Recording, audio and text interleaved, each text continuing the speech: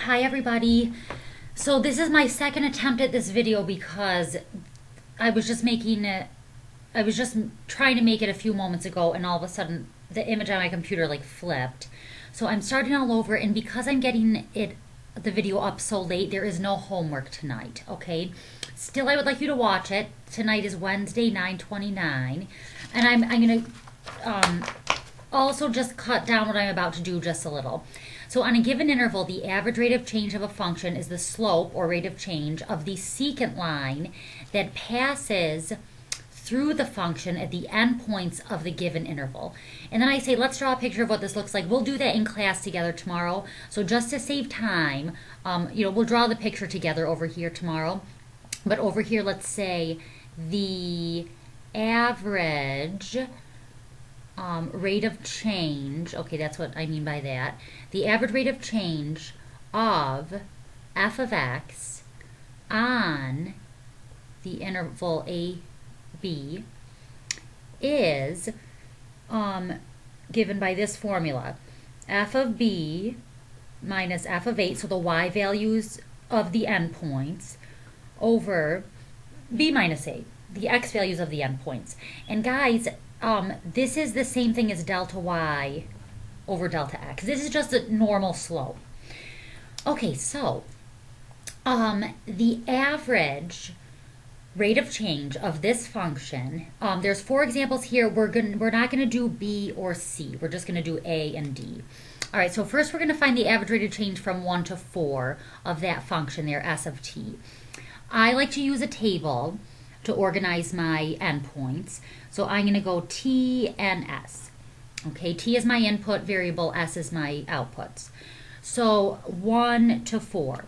I plug 1 into s, and I actually just did this a few moments ago during my first attempt at this. So I already know that I get 19.2 when I plug 1 in. When I plug 4 into s, I get 7.2. So I want the average rate of change, so I just go f of b, so f, oh no, we're using s. So s of 4 minus s of 1 all over 4 minus 1. All right, same thing as f of b minus f of a over b minus a. Same thing as delta y over delta x. So this ends up being 7.2 minus 19.2 all over 4 minus 1 ends up being negative 12 over 3. So there's the average rate of change of s of t on the interval 1 to 4. Now, so that was part A. Part B, we're going to do the average rate of, no, it's actually part D. Part D, we're going to do the average rate of change from 1 to t. So I'm going to do the same thing with a table. So I've got t and s. T's are my inputs, s's are my outputs. From 1 to t. So I plug in 1, I get 19.2 just like before. I plug in t and I get the actual function, the way that it looks. And then I'm just going to use the average rate of change formula, which in this case is s of t minus s of 1 all over t minus 1. And now you can see why they qualified this at the beginning. T cannot equal 1, and that's why right there, because you end up with that in the denominator. So s of t is 20 minus 0.8 t squared minus s of 1 is 19.2. This is all over t minus 1, which equals 0.8 minus 0.8 t squared all over t minus 1. And some of you are probably observing that we could factor out the 0.8 and we would end up with a difference of 2 squares, which would factor even further. And then, so we could probably cancel this denominator. You don't have to simplify unless the directions say so. So the directions did not say to simplify, so I'm just going to stop there. It does simplify nicely, though.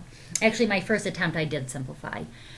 Okay, so there's that. Now let's do another example.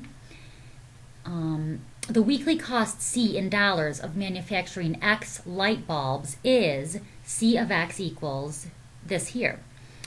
So for part A, we're going to find the average rate of change of the weekly cost C of manufacturing from 100 to 101 light bulbs. We're not going to do part B.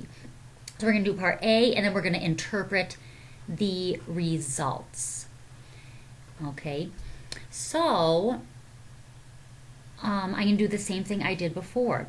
X is my input, C, the cost, is my output, from 100 to 101 light bulbs. Now, when these numbers are put in for X, I'm not going to get a perfect square underneath that radical, which means I'm going to end up with irrational numbers, which means that my calculator can only give me an approximation of my outputs. And when you're in a situation like this and you've got a calculator, you want to store the numbers for use in order to use them down the line and get a better approximation. So I'm going to input 100 into my function, so I get 7,500 plus the square root of 125 times 100, and I end up with that decimal.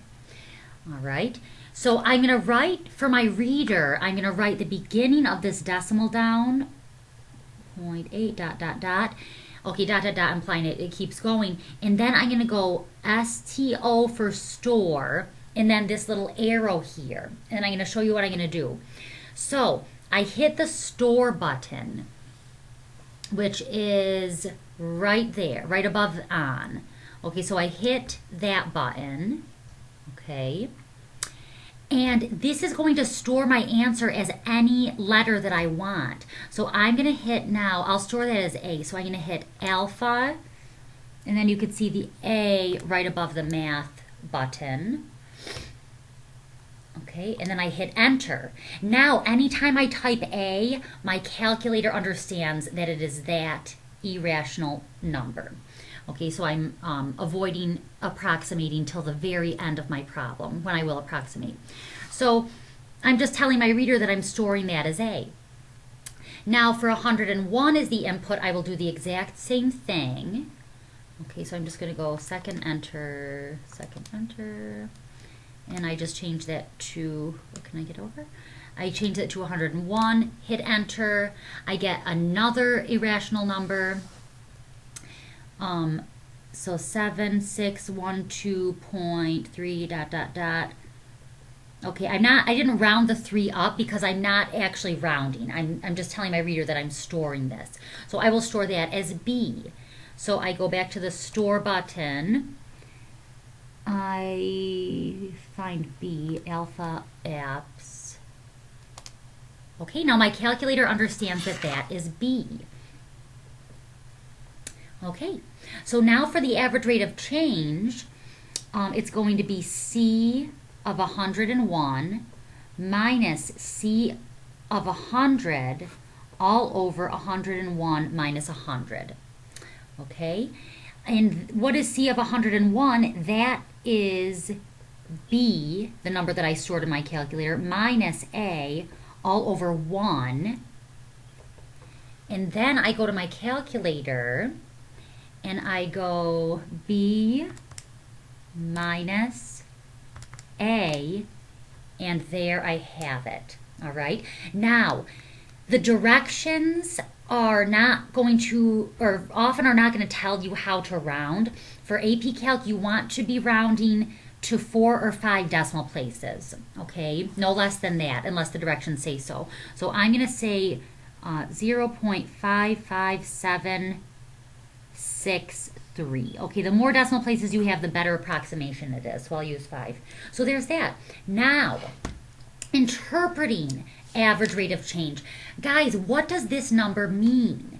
Okay, so down here, this is, totally up to you whether you want to use this or not, but I did this a couple years ago because my students were having trouble articulating what they had just found whenever they were doing rates of change. So, interpreting average rate of change verbal formula, I came up with this. From blank to blank, the blank, so there will describe the function, is blanking, so increasing or decreasing, at an average rate of something per something. Okay, always state your units clearly, guys, when you're doing rate of change. Okay, so I'm going to, for part C, tell my reader what I just found out. I just found out that from 100, it's not 100, from 100 to 101 light bulbs,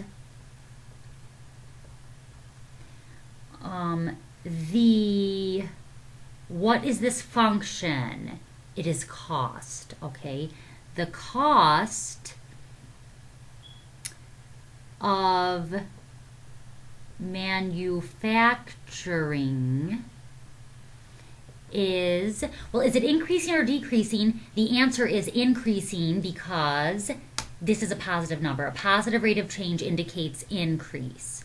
A negative rate of change would indicate a decrease. The cost of manufacturing is increasing at an average. Now, this word average is important. Rate of. Because in the future, we're going to do something called instantaneous rate of change. Average is different. At an average rate of 0.55763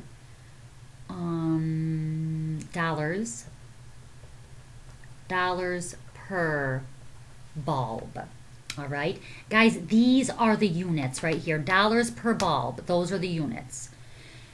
So we could talk more about that tomorrow, but that's the video, guys. Sorry that it got up so late in the day, but better late than never, I guess. I will see you tomorrow, and there is no homework. Okay, bye-bye.